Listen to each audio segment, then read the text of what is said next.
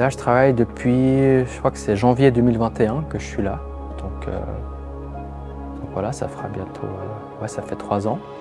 Alors ici, sur le groupe D, on accueille des adolescents entre environ aux alentours de 12 à 16 ans. Et en fait, notre travail, c'est de les accompagner durant leur temps de passage, durant lequel ils sont ici à la Fondation. On a surtout un travail de coordination, je trouve, de plus en plus, que ce soit au niveau, je sais pas, des intervenants de la santé, des intervenants qui sont de l'ordre du milieu familial, parfois aussi de la justice, parfois des forces de l'ordre. Et voilà, de dire qu'on les accompagne d'un point A à un point B, ce qui correspond à leur temps de passage ici. Je crois que c'est assez... ça permet d'être relativement général, puis en même temps de ne pas trop les enfermer dans une case trop spécifique, quoi.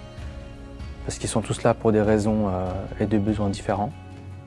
Donc on peut dire que c'est un peu selon la situation de l'enfant à un instant T. Ce qui me plaît, c'est le contact avec les adolescents.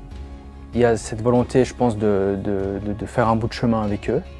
Je pense qu'on a besoin d'avoir cette envie d'être au contact de jeunes. Et souvent, on a beau vouloir anticiper notre travail en sachant exactement ce qu'on doit faire sur le plan, par exemple, administratif, mais sur le plan relationnel, tout dépend un peu de ce que les enfants aussi ont vécu. Ce qui est intéressant aussi à la Fondation Pestalozzi, c'est qu'on a une école spécialisée qui est sur le site. On a aussi des thérapeutes qui sont directement intégrés dans le bâtiment scolaire.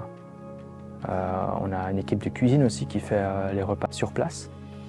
Donc ça crée un peu un micro-village au sein du foyer, où il y a aussi différents corps de métier qui travaillent ensemble.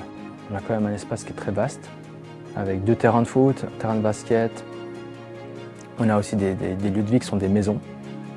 Donc c'est quand même des espaces qui sont quand même relativement importants, chacun a sa chambre.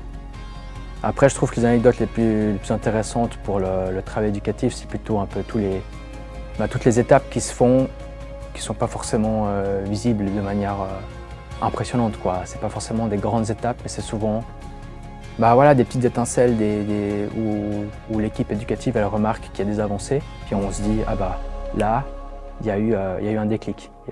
L'enfant a avancé, il a fait un pas.